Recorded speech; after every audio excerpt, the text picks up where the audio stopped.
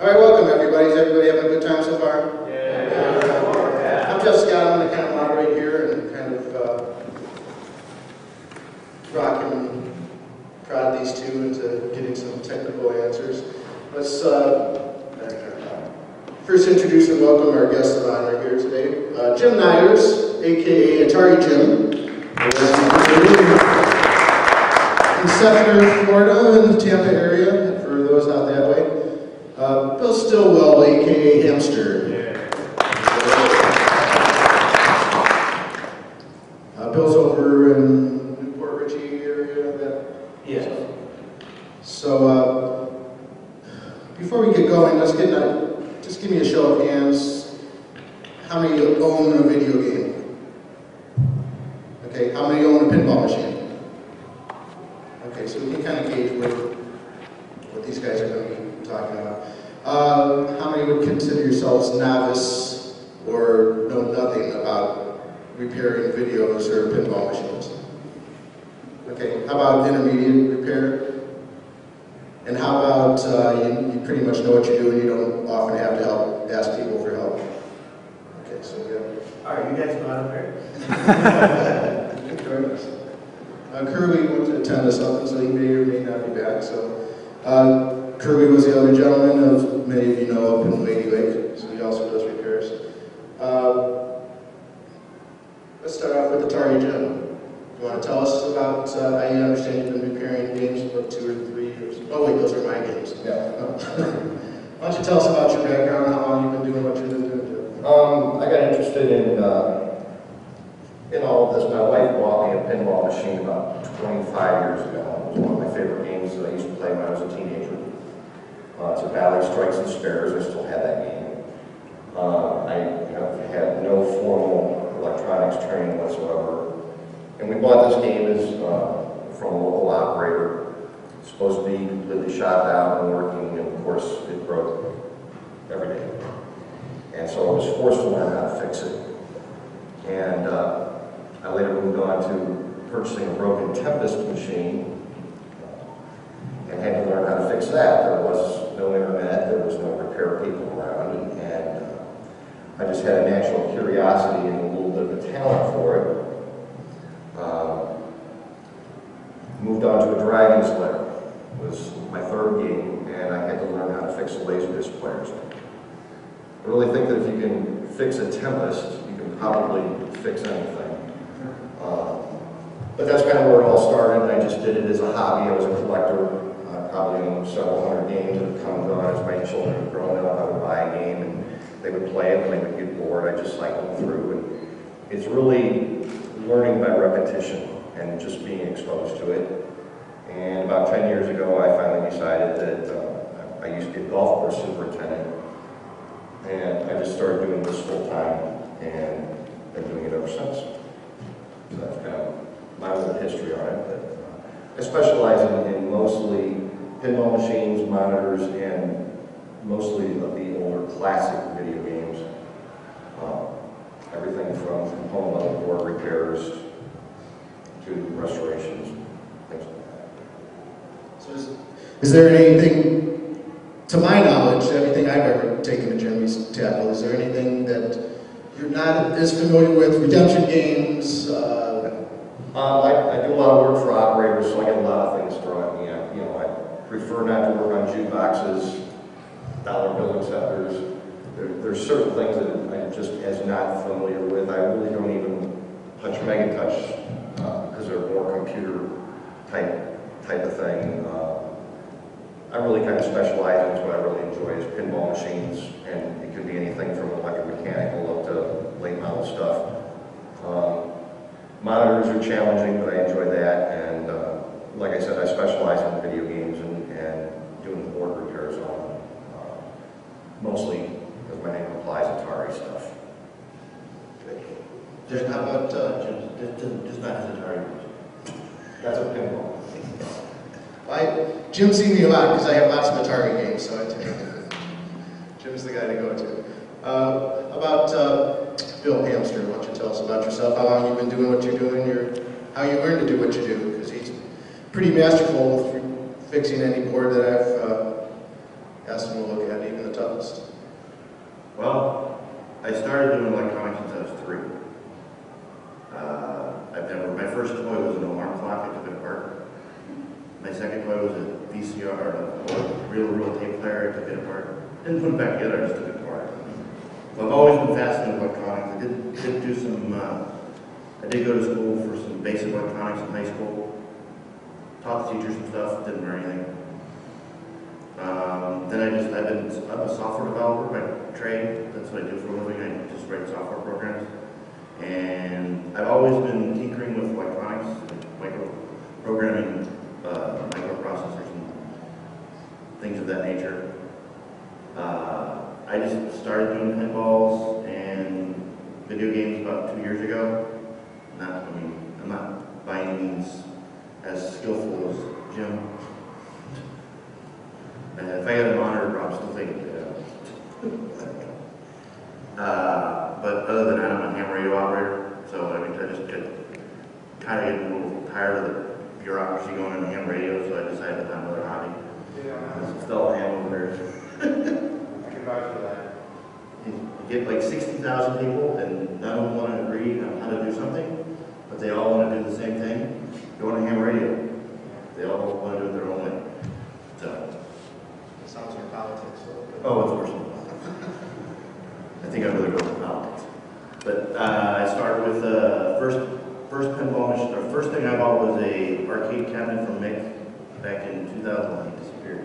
Back in 2006, I bought a cabinet from him, and I made a main machine out of it. And then after that, I got a what did I get after that? Gauntlet, Dark Legacy, and then I bought my first pinball machine from Brewmeister, and then it went downhill from there. Sold all my bits and bobs. I got one video machine left, it's out, one SP2, that's about it. Everything's pinball machines now, and I enjoy the fixing the boards and the mechanical portions of the machine, fixing the mechanical, and it's just a better mix between the two. And the best thing you can do, in my opinion, is you need to learn how, if you're going to work on a board or anything, definitely need to learn how to read a schematic. You can't read a schematic. There's no point in trying to use the word. Don't know what's doing what. All right, well, let's go there a little bit. As Jim does this professionally as his occupation for a living, and Hamster's doing this kind of started doing this as a hobby and something to do after work to entertain himself. What's the learning curve? Say, well, we won't use speed because it'll take me a while, but how would you suggest somebody learn how to start off learning how to read a schematic, for instance? Is this something that anybody out here can just jump into and the most important thing is you've got to have a passion for what you're doing. I don't recommend component level board repair unless you have the proper tools. I guess I would equate it to going to a dentist. Most people know how to use a toothbrush and floss, but I think most people would defer to somebody who does it for a living when it comes to doing a root canal. You wouldn't want to grab a pair of Psych pliers and just start and try, because you're going to end up with pretty bad results, and it'll cost you more in the long run. So, if you want to talk about basic board repair, something like this is a driver board. A lot of people are going to be familiar with this if you have a pinball machine. It's WPC Williams driver board. It only really has a few ICs on it. Most of what's on here are transistors that run the lights and the coils. And it also has the notorious bridge rectifiers that supply the various power voltages required by the game. I see a lot of these, and the two bridge rectifiers that are a problem, there's actually only one, but they almost always have to be changed as a pair because they're mounted on this heatsink, is I see a lot of people that attempt to repair this board and actually do more damage to it. And especially in overseas games. Right? If you go into overseas games, the things that were done over there when they come back are really bad. It's not difficult stuff to do once you learn how. But that's the key, is just learning how. Actually, I think probably afterwards, working on one of these boards and give a little demonstration of how to do some of the very common repairs to this board that happen to every one of them because of either age or design flaws. There's a few things that go wrong. When it comes down to IC chips, that's tough. I'm also planning on doing a demonstration on how to do that later. But that's for people that are a little bit more advanced. Transistors, there's only 3 legs on them. Those are usually relatively easy to change. So it really depends upon your comfort level and your experience and the tools that you have, whether you should personally choose to do something or have somebody else that's got a little bit more experience to do it for you. Yeah, I would think as a general rule, if some of our beginners think they might know what the problem is, and before they start soldering on a $200 or $300 circuit board, you might want to think about if you screw it up, it's going to cost you several $100s, whereas a minimal repair fee to have somebody that knows what they're doing take a look at it. Just real quick, if you all can see this, this is one we pulled out of the game on the floor that's not working. As you can see, somebody's already attempted to repair it. They got a bunch of jumper wires in the back, and it's really common when somebody doesn't. They changed this input connector. They really didn't do a great job, and so they left some broken traces. So they damaged the board, and now they've had to put jumper wires in the back to make the circuits work properly. And that's kind of the things that I did. I have little pet peeves about this particular board. If you're a member on the bulletin board, I have little pet peeves about things that I see done to this board that are unnecessary or that are really a way to make the problems worse. Like changing the taps. Yeah, the caps. It's all over the internet that each bridge rectifier has a capacitor associated with it, and that's a recommendation to change this cap. And more boards get damaged by trying to change this cap because of the design of the board and the style of capacitor that it is. I even have problems getting these caps out without damaging the board. And so I've kind of ran it a few times about don't ever change capacitor unless you have isolated it as a definitive problem, and not just because it's a possible thing to do, because it'll leave you with a board that works less than what it did originally. But this is the one we're going to be fixing afterwards. We're going to take care of all these things where these wires won't be on here anymore. Can we back up a second, Jim? As you're mentioning these terms like bridge rectifiers and caps for some of our more beginning repair people, why would you replace a cap or a bridge rectifier? What do those things do, and what are the problems associated with those? Because what happens on this board is that basically what happens is in the bottom of the pinball machine there's a transformer, and it takes 120 volts that's coming in on the wall outlet and converts it to a couple of other lesser AC voltages. Those voltages come in on this side of the board, are fused for protection, and then it runs through a bridge rectifier. And basically all a bridge rectifier does is convert the AC power to DC power, direct current, from alternating current to direct current. And the cap that goes along with it, the capacitor, is basically, it's like a storage facility. And what it does is the bridge rectifier is trying to level out the AC. The capacitor stores that energy and releases it during the waveforms of the AC. It's kind of technical here, but basically it's a storage for power, so that as the game is using power, the capacitor acts like a water tank and just supplies a little extra power when there's a big drain, and then stores it when there's excess. What happens on the board is that the bridge rectifier that Williams originally put in here, with time, and let me say at this time, none of these games were designed to last 30 years, 10 years, maybe 3. Their actual design is 3 years, and then you're supposed to buy something, and that was the theory. So we're trying to make all of these old games last longer.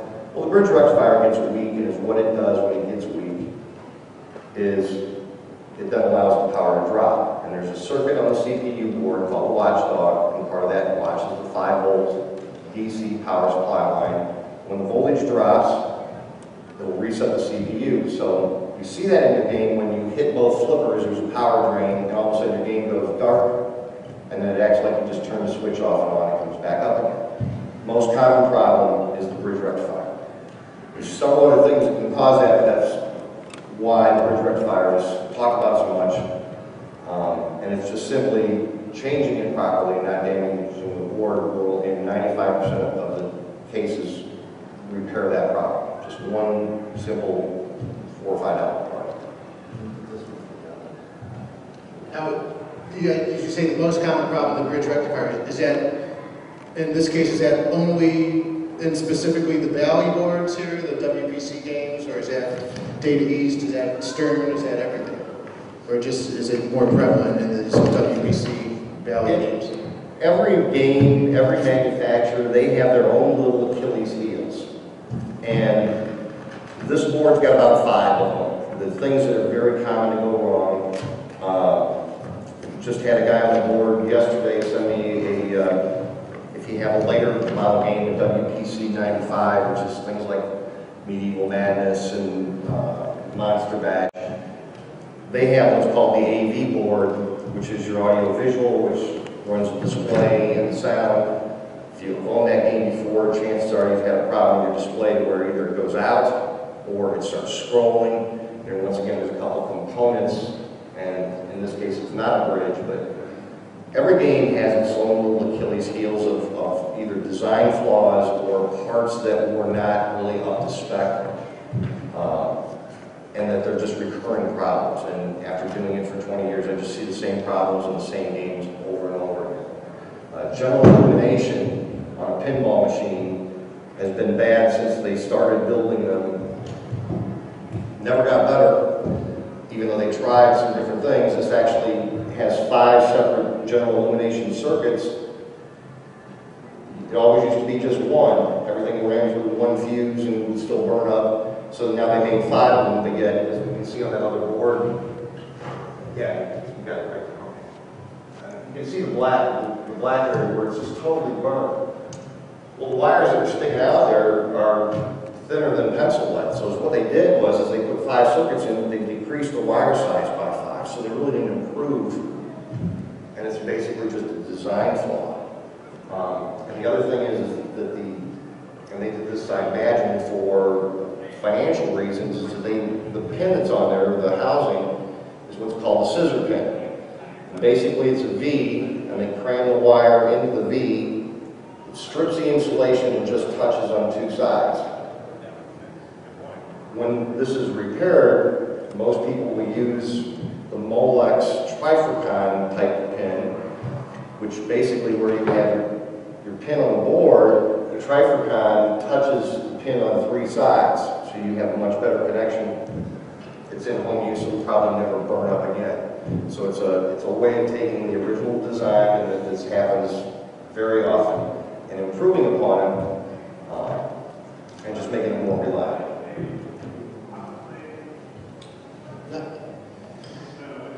I guess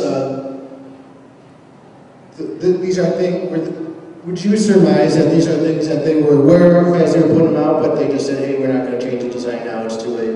You won't have thousands of games? Or the scissor pin connector is, let's just say each scissor pin connector in this game is 1 penny cheaper than the other. And on this board, there's 30, so there's 30 cents on this board. And then you got 4 or 5 other boards. And you might have some opera boards on the playfield. So let's say we get up to 75 cents a game that Williams makes. And how many thousands of games do they make? So the difference of a penny, and it's just economics, where they cut corners. We all know the story of Scared Stiff and all the things that were done in design of that particular game, and the things that were then cut in production, the skull heads, the eyeball, the slingshot frogs, all of those things were supposed to be more than what they were when the game was released, and they did it simply for financial reasons. They cut the corners here and there, and that's kind of what they do with this. But once again, this was designed to last 3 years. when they started making them, whoever was making them in the 70s didn't think they were going to be around for 40 years later. Correct. which they started way before the 70s, but that's that, you know. So all these components oftentimes you hear, hey, these things, they're built to be on, like as you told me with my Tempest, that runs very hot. Hey, when they came out, they're built to be in an arcade running 14 hours a day for, 365 days a year. Not so much anymore that you want to leave a Tempest on all day long, or... I would suggest that to anybody. First of all, as we all know that whether it's an arcade, a video game, or a pinball machine, they generate heat. If you're just using it as a lamp in the corner, expect to repair it as often as you would have to change a light bulb. And that's the theory that I try and tell people. If they were in an arcade, they've already had that real hard life where they've been on for all of those hours, and it's just, you want to treat it more like a 64 Corvette and just keep it in the garage under a tarp and just drive it on Sundays and take care of it, and it'll last a lot longer and won't be visiting me as quite as often. So, well, keeping in mind that the components on these boards, some of these boards, this is 20 years old, and how long is it feasible to expect that every diode and every transistor and resistor and cap is going to last forever? They only have a certain lifespan, so... We just hold this technology up right here. Everybody's got one of these. And we all know how powerful this is. And what this board does is so simple compared to what these things do. And we can see how much smaller component size it's got and what this can do. Technology's changed a lot. If you have one of the newer Stern games and you look at their board systems in there, the newer board systems are getting harder and harder to work on because they're built by robots. You really can't do component level repairs on a lot of the new stuff. If you got an LCD TV, if it goes out, I'm not the guy to call to fix it. As things get more complicated, they get better, but they also kind of get worse in another way also. So at least if you do own something like this, it can always be repaired. I know that with some of the Stern ones, if you have a problem, it goes back to Stern. Sometimes they can't solve it. A lot of the Sega video games like Daytona, which was a really great driving game of the late 90s, Sega couldn't fix their own boards. Still can.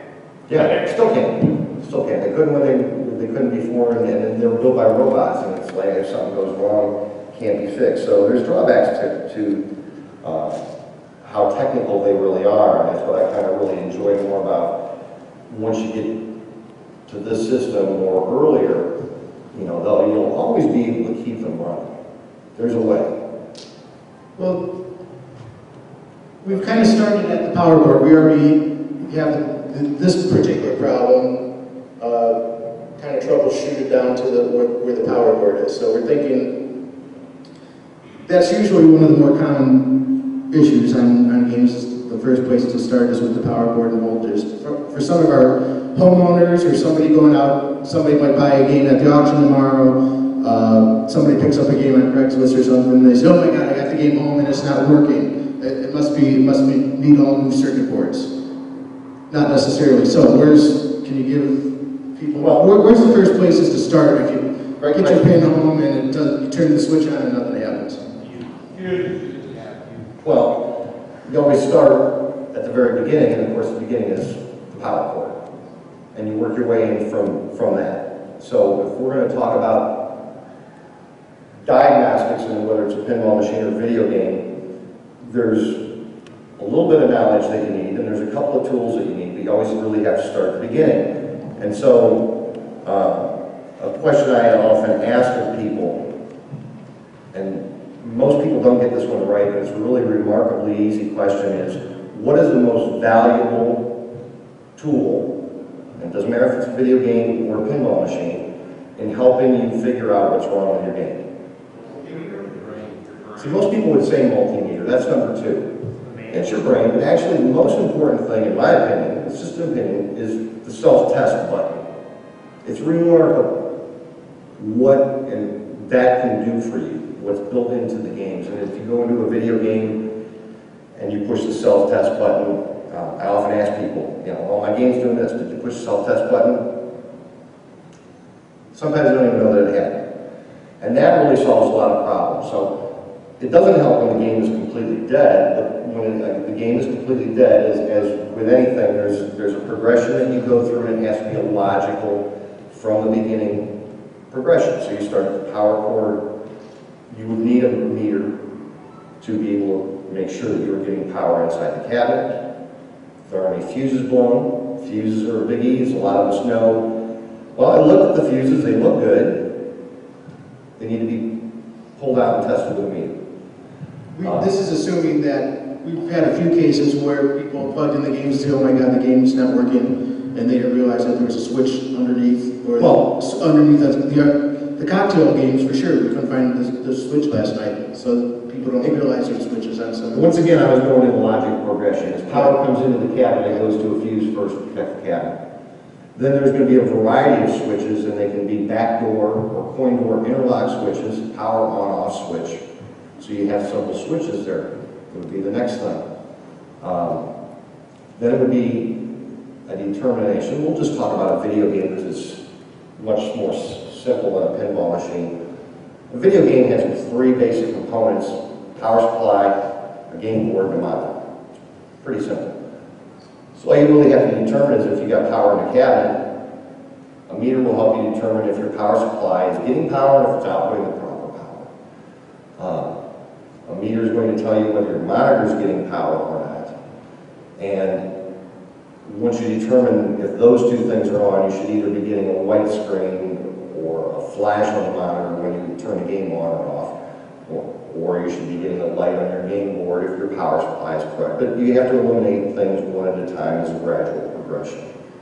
And there's been so many times where an interlock switch on the back door of a video game, the door is just not closed tight enough, or the switch is going bad, or a loose connection.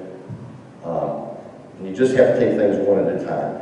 It's really beyond the scope of what we can talk about here as to individual games and what they all do, but the simplistic way is follow the trail where the power comes in and what it goes to. And that's a start in at least pinpointing where the problem is. These games have like test points for everything on, or I'm assuming you're going to need to know how to read a schematic to figure out where to try to pull some voltage off the motor. I mean, do you have to make a special wiring harness, or everything going on your transport is going to pretty much be wired up, right? There's once again, just talking about video games, there's basically two kinds of video games. The older ones had discrete power supplies. So they were all kind of unique. Linear power supplies or a game board of some kind, or a printed circuit board of some kind. And then there's the newer stuff, and they have a universal type power supply. And the universal type power supply might either be the rectangular box or the silver box like a computer has in it. And power just goes in, and it might have, even that power supply could have an on-off switch on it that could be keeping your game from running. But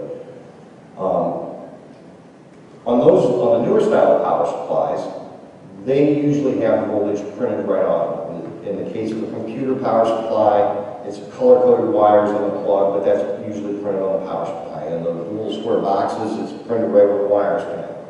And so you can check your voltage right there. On the more discrete ones, Just pull off the harness and... no, you should leave everything connected. Generally speaking, you should leave everything connected and not take things apart until you determine where the problem is. In the case of older discrete power supplies, and we'll say out there's a Tron, discrete power supply, or a Tempest or an Asteroid, so discrete, unique power supplies. The only way to know what they're doing is to pull out a schematic, and that's where you have to be able to read the schematic. And normally schematics are printed in such a way where the power supply section is separate from any game board type schematics, and they normally come in pages. And so once again, it's one step at a time of reading what your power is, and it's always just a progression of logical steps. I hope that helped.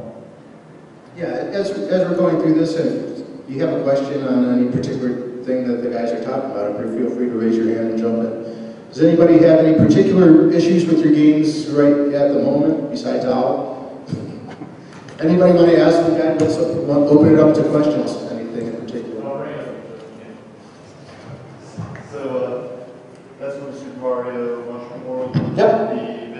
The display lights aren't working, and I'm assuming that's probably the issue. All this look pretty fried to me.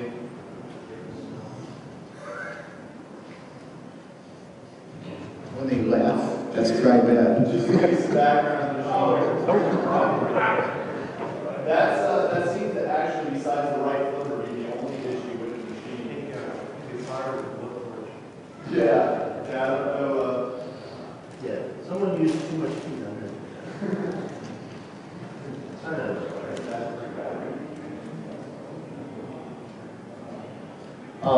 Addressing this particular issue, Gottlieb has used that board in various forms since the days of Haunted House and Black Hole. And they used it to either cycle the lights around the back glass, or in the case of Haunted House, the lightning bolts.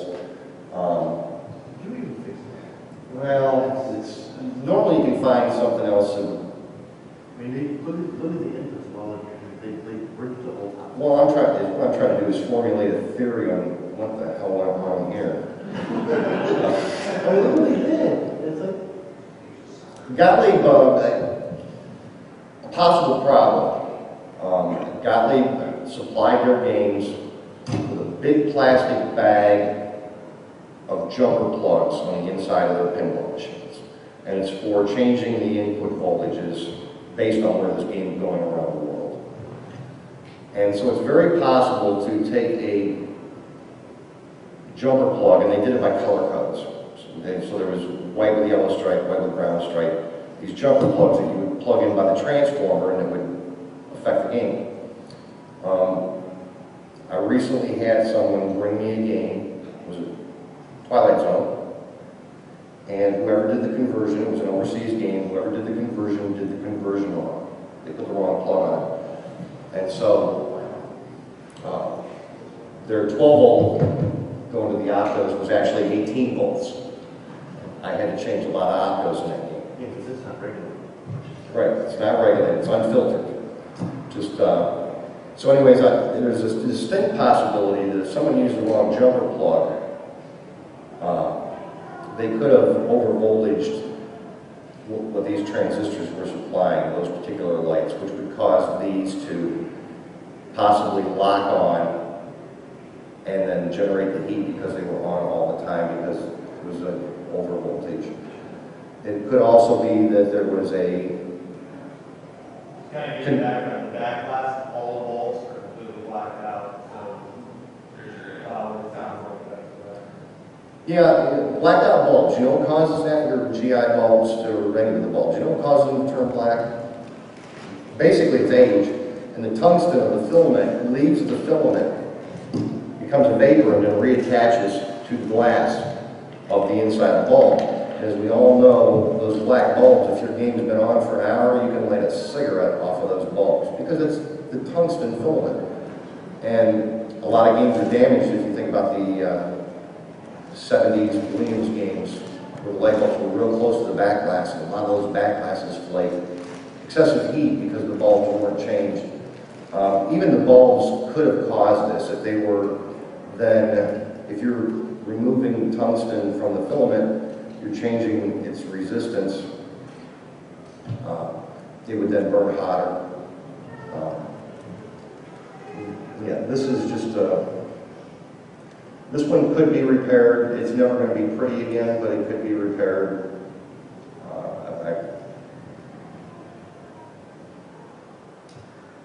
I'm kind of spitballing as to what caused that, but it definitely a lot of all these transistors at one point in time.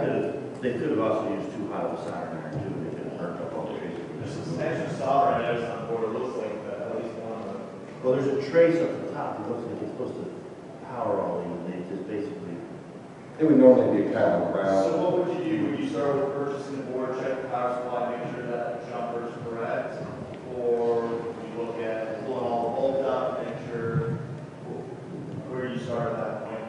I assume this board does not work at all, none of the lights work. None of that was. Transistors. They're IRL 530s.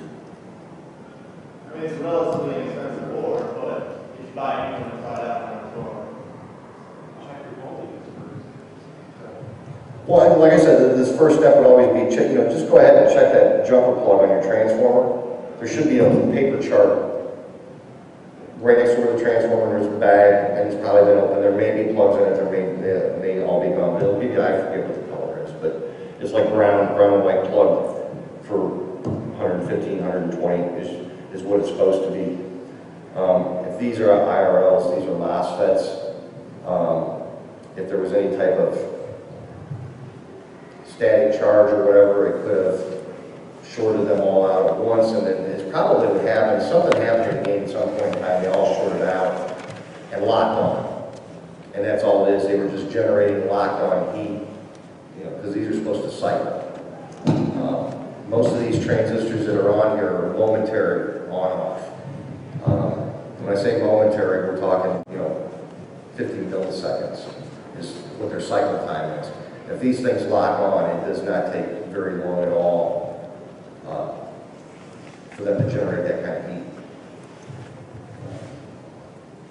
Just touching real quick, I've seen on Williams' early system pinball machines, their design was they used 18 volts to run a 6-volt lamp. And the only way that they can do that and not burn the lights out is they're turning them off and on very quickly. So they're cycling them on and off. And then what often happens is if there's a loss of a control signal between the CPU and the driver board, all the lights come on, and then these big, huge 3-watt resistors that are on the driver board, they will start baking the board, make it look like that, and they'll get so hot that they will actually melt the solder and fall out. And when they fall out, then it kills the circuit and it doesn't do any more damage. But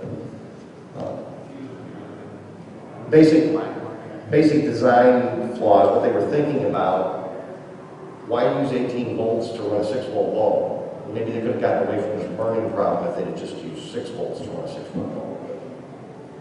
I'm not a designer, I don't know that much, but I know how to fix this stuff. I don't know how it works, I know how to fix it. It's kind of like a CRT. I mean, you really grasp the concept of what a cathode ray tube will monitor. You really understand how those things work? I don't. Can you imagine the first guy sitting there and he goes, 1,000 volts.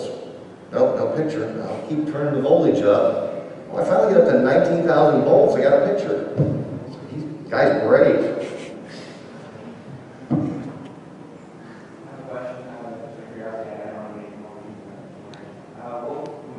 Do you feel that what's easier to maintain, solid state or electromechanical? Both all nine in their own ways?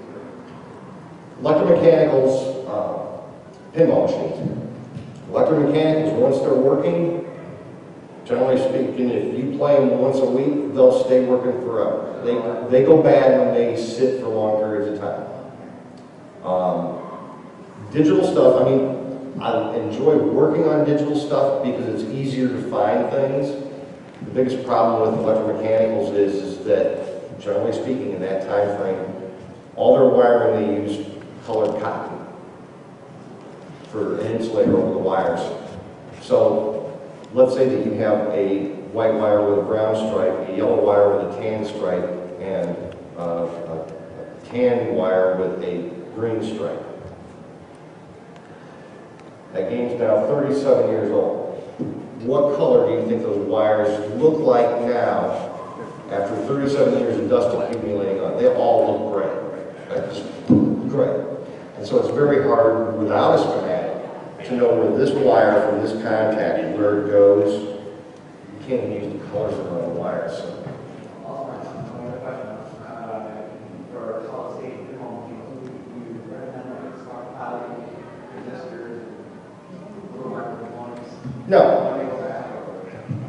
No, I've invested hundreds of dollars of stuff that's just sitting in boxes, waiting for somebody to need it. There might be a few things, if you're going to own a pinball machine, you want to invest in some fuses. You want to invest in a meter, you want to invest in a soldering iron. Wires break off of switches and coils, there's a lot of vibration. It depends on your pinball machine whether you should get any discrete components and whether you feel that you're capable of reading the schematic or tracing down what the problem is. It really depends on your personal technical expertise what you should stockpile. And certainly from anybody that owns a pinball machine, they're electromechanical, all of them. You have a steel ball hitting plastic stuff, things are going to break. It's the nature of what they are. A video game, like I said, there's basically 3 components, and usually the worst that happens is you get a stuck button. You know, a joystick that doesn't move right. They're a lot simpler to maintain. So, as most of you know, I used to work for Apollo and sold games for them. And people would come in, and one of my questions to them always was, you know, do you do your own oil changes? Because if they don't do their own oil changes, I'm not selling them a pinball machine. You need to look at video games, you know, over here and look at video games, you don't want this. And it really comes down to that. If you're going to own a pinball machine, it's really not all about board repairs. It's about little switch adjustments, changing rubbers, cleaning it. Those are really the important things. If you're going to own a pinball machine, you know, really start with the basics and then work your way up. I guess I could jump in there from my personal experience. Obviously, I jumped in, started buying a couple pinball machines and knew absolutely nothing about them. I said, hey, I'm a musician. I'm not going to have a second career as a pinball repairman. So, obviously, every time something breaks, take it to the repair guy. It could be something, you idiot, it's a fuse. Check the fuse. It could be circuit board. Most of it was more severe stuff. But until I got going for a while, and I kind of, you know, I didn't have a panel like this to ask Jim. I would have drove him nuts. But certainly when I went over to his shop, I would ask him questions, anything that I could learn, just some basic stuff. I'm not going to sit down after owning a pinball machine for 3 months and start taking a soldering iron to a circuit board, but you can learn, hey, what's the first things to check? Fuses, how do I check the fuse? Did you check all the cables, make sure the cables are connected? Do you see anything burnt? That was his first thing. Hey, the connector's burnt. Do you see any burn marks on the connectors? Well, that at least tells me, you know, take a look at this board, Jim. I think this is the problem. I'm not going to touch the board and repair it myself. I don't want to screw up the board. So I'll take it to Jim or ask Hamster to do it, or somebody that really knows what they're doing more than me or more than some of you might do. You don't want to jump in if you don't really know what you're doing. Basic stuff. So there's forums with, you know, the village. We have our tech. So people say, hey, I'm having this word problem with my Twilight Zone. I'm having my word problem. There's tons of information online. You just need to know where to look. You need to know who to ask, where to ask. You know, ask questions. That's my biggest advice. Until you're comfortable, don't screw around with stuff. If you guys follow the village, I'll get to it. You guys will just a second. I just want to say this. If you guys follow the village at all, and there's the tech repair, you'll notice that any time I go in and I answer, I see it every day. I'm up at 3 or 4 o'clock in the morning. Never been able to shake that golf course thing. But I usually post my responses at 3 or 4 or 5 o'clock in the morning, and I don't look at it again until the next day. But if you have technical questions, that's the place to put them. It might not be my area of expertise. I often don't answer certain things that are on there because I feel there might be other people on the board that are, it's a little bit more their area, but that's really one of the better places for what I think is good quality technical advice, because he's got his area. Mick is really good with computer-related stuff, and Maine. I got my little area, so you're going to get really good information. Going to the internet in general is really, the internet's a good thing, and it's a bad thing. And there's as much bad advice as there is good advice. So you just got to take any advice that you get and temper it, and really see how it applies to your situation, and maybe get a second opinion. I just want to say that real quick about it. If free advice is what it is, and it's a good place to start, it's a way to learn. You know, if you can't solve it with the advice that you get, then, repeat the question. Maybe if I didn't answer the first time, I'll jump in and try and help out. You have a question back there? Yeah, I had a question about a debug machine I was working on, and I rebuilt the whole thing and had like a million problems. The power supply board looked like it caught fire. There were some things on the CPU board that were bad. I got everything working, works beautiful, but in my monitor I have a really slow vertical wave that travels down the monitor, where like it kind of offsets a little bit, and I can't. Okay, let me ask you a couple questions. On your transformer assembly, the fuse holder, Yeah. fuse block, 5 fuses, the second fuse down, that's when it usually burns. Okay. Change your fuse holder, all 5 of them.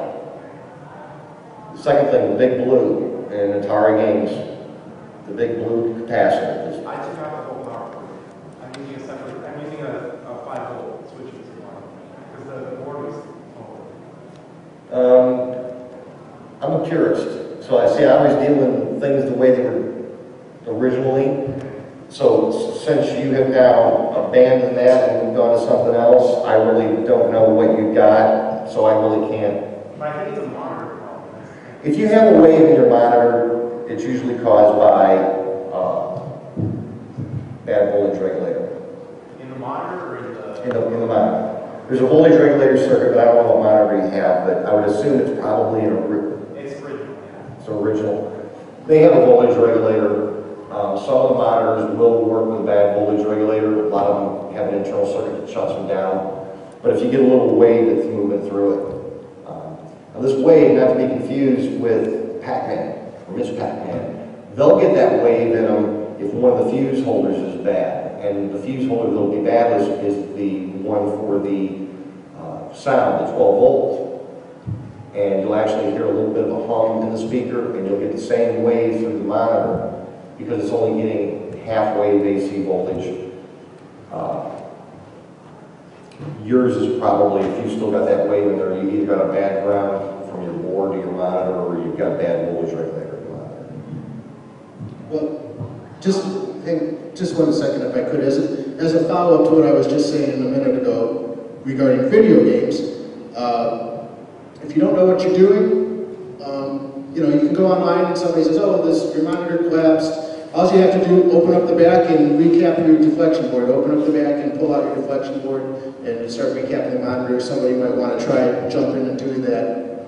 First time they've never done it, let's try this out. Can you tell people things to be aware of, what might happen if they just jump into a video game monitor? Needless to say, I alluded to it earlier. On most monitors, that red wire that goes up to the suction cup in the tube, if that tube happens to be on, and I've seen this personally happen, where somebody was grabbing a monitor that was on, because they were standing behind it and they didn't know it was on, and they started grabbing stuff. There's 19,000 volts, give or take 1,000, on that wire. I've never been hit by that, and I don't want to, but I've seen it throw purple sparks several inches. It will jump out and bite you. There's normally about what is called the Video B+. There's normally about 120 volts on the neck board. You really don't want to touch that. DC voltage at 120 volts really burns. I mean, it's got a really nasty bite to it, so you always got to make sure your monitor is off. The picture tube itself, and this is the part where a lot of people have a fear of them, but the CRT is actually a giant capacitor that stores energy. If the monitor is turned on and then shut off, it's going to throw, most of the time, it's going to throw a nice little spark if you try and remove that suction cup without grounding it out. That's the main safety issue. And if you get past that safety issue, doing a cap kit is really not that big of a deal. But cap kits don't solve everything. They don't solve most things. Do they solve color issues? Hmm? Do they solve color issues, color depth issues? No, they don't solve any color issues. That's it. A cap kit will solve things like a waveform. Could be what's the problem with yours, but usually a voltage regulator's got that wave. But you can get fold over, keystoning, jail bars, there's a variety of different things, but they don't affect the intensity of colors. They're not going to affect whether you have straight line down the middle or straight line sideways. They're not going to do those things. Most of what a cap kit does. On some monitors, a cap kit will actually, a monitor that turns on and then shuts right back down, a cap kit will solve that sometimes. But beyond that, it doesn't solve a lot of problems, and it's not going to make your red and blue lines come together. It's not going to affect colors in any way, shape, or form. When we first started, we had a board that was shown for connectors, and actually I don't remember that. GI problems, and I think it's a J120 connector that we actually showing. Is it possible for me, as a full beginner, to replace the plastic connector on the ribbon piece? Is what I have planned to do, because I'm just going to, I'm here all day. I got nothing to do. I'm going to go back over there and buy where Bill's tech area is set up. We're going to take this board, and I brought some stuff along because I planned on one of these. Because this board, a lot of people on the board have a game that has this board. This is actually the first generation WPC. It's fully populated, so it came out of a party zone. This would work in a party zone, Adam's family. It would not work in your theater of magic. Well, it would, but your theater of magic board won't work in a party zone. So, but we're going to fix, and we're just going to go over there and you're going to watch me do what I do to anybody's board. This one's going to get fixed for free. We're going to do the nasty one with the wires on here. I'm going to show you everything that I do to make this like new again. I think it's on the ribbon. Well, we're going to go to the game that has this because we just cut all the wires. And, you know, once we get done fixing the board, we're going to have to go put it in the machine. We're going to have to, this is part of the machine that's stuck on here. So we just had to cut it out. And we're going to fix that in, because they always go hand in hand. If your connector's burnt, these pins back here are going to be burnt. And so just changing the connector. Well, actually, we replaced that, hoping to fix the problem. You mean the ribbon to go between the interconnect board? Ribbon. The interconnect between the CPU and the actual. No, the connector on the ribbon connects to that board. I think he's using He's using the word ribbon. Yeah. He's talking about J120 down here, the output for the GI. These two connectors are actually identical and they're the same. This is the input, this one's been screwed up, these two are the outputs. We're going to fix all this. So after we get out of here, if you want to watch me do it and see what's done, you're more than welcome to watch me do it. Transition. I think we have more. Who else has questions? Anything in particular? Yeah, so you said one thing is things are not repairable because they're built by robots. Does that mean that it's like service on technology or something you just can't, stuff is crammed too far together that you can't reliably replace components? Well, I think things that can't be really repaired are like a newer, like some of the newer games that have the custom surface mount chips. Yeah, okay. Like maybe like a Konami X-Men or something that has a big huge chip with 60,000 pins on it. I mean, there's no fixing that chip. I mean, you can take the chip off, or you need a new one. Okay. Paddle here brought me a Lord of the Rings. Lord of the Rings at the bottom is the LEDs, the rings, the middle of the playfield. Stern made a little board, kind of like this one up here, this little one. It made this little board, surface mount chips. There was a question in his particular case whether this board was a symptom or a cause of the problem. And I couldn't wait for Stern to send me a board. So I had to take his board and I actually adapted it to accept a regular dip touch IC. I had to adapt it. It was really ugly looking, but once I took off the surface mount stuff and adapted it, I was able to put it in his game and get half those LED lights to work. So I knew that the board was a problem.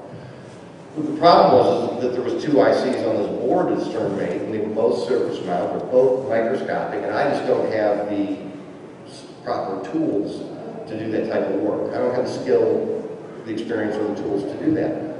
One of the worst things Stern's come up with is they've now taken their optos. I think it's a horrible idea. They take their optos now, and they make one board that runs 4 optos, and you have to plug each one of your optos into it. And if you have one problem, if you have one opto section of that board go out, it's not like you can fix the board. You got to call Stern. I need another board. You know, $80, maybe. You put the board in that controls 4 optos. So it's almost like the Stargate that's out there. On the floor came to me yesterday or the day before yesterday. Had an opto on a ramp. It was really, it could have been a micro switch, a regular switch. And the way they designed it, there was no easy way to get to this opto. There was no easy way to diagnose which side it was. You couldn't jump into anything else. And so it made the diagnostic and the solving the problem take 45 minutes where a micro switch would have taken 5. Go ahead, Pat. Yeah, the problem ended up being that white store driver board or CPU board was a surface mount component. It's not something that he, or anybody can repair. Yeah. The person that bought the game had to replace that board. So. I guess my final question is, do you get any repairs, or do these require repairs down at the logic level? Would you start looking at scopes or logic analyzers or anything like that, or looking at clock signals, or is it just the... No, that's those are the ones that when I'm up at 3 o'clock in the morning, I make my coffee and I grab my cigarette, and it's like somebody brings me a Defender. That's got battery acid damage on it. And it's like I get the schematics sprawled out on the garage floor. I work on my garage. And I get out my logic probe and my meter. And I make sure my power's right. And then I start right at the CPU chip, and the first thing you look for is the reset and the clock. And then you look at your address and data lines. And I mean, there's a procedure there. I am completely, like I said, I'm completely self-taught in everything that I do. And I'm not afraid of any Defender board or Mr. Command or Tempest or Asteroids. I've fixed so many of them, and it's amazing. So I really think anybody that really has an interest could do it. I guess I have lots of time to kill where I can sit around and teach myself how to use a logic probe. Did you post on the bulletin about wanting to know about logic probes and stuff or not? Yeah. I brought a book with me in my logic probe. There's a book that goes along with the logic probe, and basically it's a book that tells you what the ICs do. Because you have to know what's going in and know what's coming out for it to make any sense. Or a logic probe is just something that flashes pretty little lights at you and it doesn't mean anything. You have to really know what the chip does. And so, I don't know what they all do, but I have to look it up. And I see what the chip does internally, and then I can analyze the signals coming in and going out. Yeah, and that's kind of where the next step is an oscilloscope. Do you find a lot of problems that way? Yeah. So this screens actually bad. Yeah. Actually, I use a logic probe on pinball machines a lot too. WPC, CPU, switch matrix problems. Get the logic probe right out and just go right across the board and bam, find out if there's a missing signal. And just follow it back and go, it's the LM339. That's bad. You can find it instantly with the logic probe. It's a great little tool, simple, but it's definitely for people that are a little bit more advanced, and that then you can have to change the IC. I've also brought the stuff with me to be able to do that, so I can show you how to change an IC on a board without screwing the board up. It's real fast, simple. It's incredibly.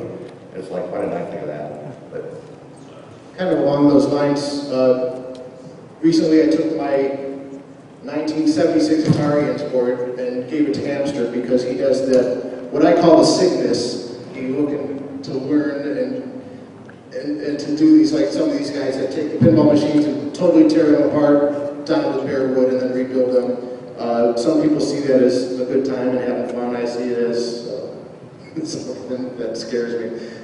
We have a few minutes left, but I wanted to mention though that Hamster has what I tease him as his fancy calculator. It's similar to the logic probe, a little bit more ancient, I guess. Can you explain that a little bit, how you use that to fire ROMs and things on that particular board? Yeah, I got a Fluke microsystem analyzer that basically replaces the processor on the board. So, but I still use the logic probe though. I still need the book to understand what all the chips do. And the only difference is Jim just uses the chip that's on the board. I have a calculator going. I know the RAM. I can have actually test all the RAM, and then if it sees one of the bits wrong on the RAM, I can just tell it to keep reading that one chip address, and then I can use the logic probe to go, okay, is the read write pen going up and down on the memory chip? Is it the correct address pens being addressed? The logic probe is actually more valuable. Is having the fancy calculator ain't going to get you anywhere if you don't have a logic probe or understand what the chips do. You can't just plug it in and go, oh, there's a problem. The thing can work that way.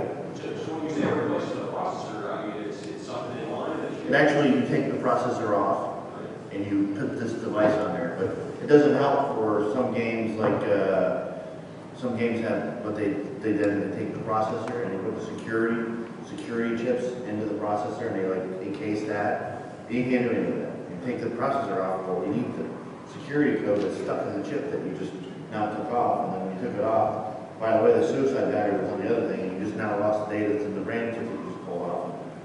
Everything has its place. I used to have an Atari cat box, which was basically the same thing. It was a signature analyzer used for Atari game boards. And at the time, I got it really cheap, and then they got up stupid in price when eBay came along, and so I didn't use it quite that often, and I was pretty comfortable in fixing Atari boards without it, so I sold it. But it works good for fixing an arcade game, or but when it comes to something like this, It doesn't help me. it doesn't help you. It doesn't help you with that. So that's if you really learn, I can actually use. I use a set of schematics, a logic probe, and a meter. Because I deal in the same things all the time, I actually can use a meter to diagnose an asteroid and whether it's outputting a good signal or not with a meter. And it's better even than a logic probe. We're out of time. Yes, We're being kicked out of the room. They need room for something. I want to ask one last final question real quick. Jim, after repairing all these games for years and years, do you find it more of a challenge or more of a pain in the ass? I still learn things. I still see stuff that I've never come across before. I do find it a challenge. It's kind of why I got into it. I like being able to have a hard problem. Sometimes they really upset me, but I don't like being defeated. And I work on problems until I solve them if I possibly can. So, I like that aspect of it. I don't do it as a hobby like I originally did it. I do fireworks now as a hobby, so that's what excites me. Yeah, this is something I see every day, and I don't have the same thrill for it, but I still like fixing boards. That's really cool. And Hamster, I'm guessing you're going to go with the challenge or the experience. I just like doing it as a hobby. I don't see how Jim can stay up every day. You fix it, and then it comes back a week later, and you gotta fix it again. Here's the thing. Like, if you brought this board to Jim and say, one of these transistors were bad, and you pay him to fix it, and then you take it home and it dies an hour later, keep in mind, you're going to have to pay him again to fix another transistor, because just because you fixed one problem doesn't mean it's going to fix the other problem that just doesn't show up.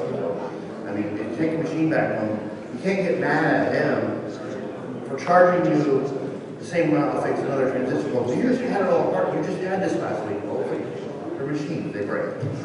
It's like 1 week you might fix your engine, and the next week your transmission. Yeah, exactly. You take it back to the mechanic, and you know the mechanic. All right. Well, I think we're going to adjourn. You guys are going to make their way over to the table in a few minutes. How about a round of applause for Tom and Jim and Hamster?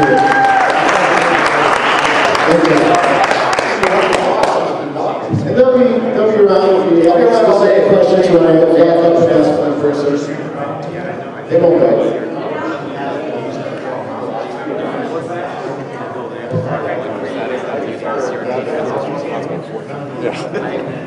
All right, for all of you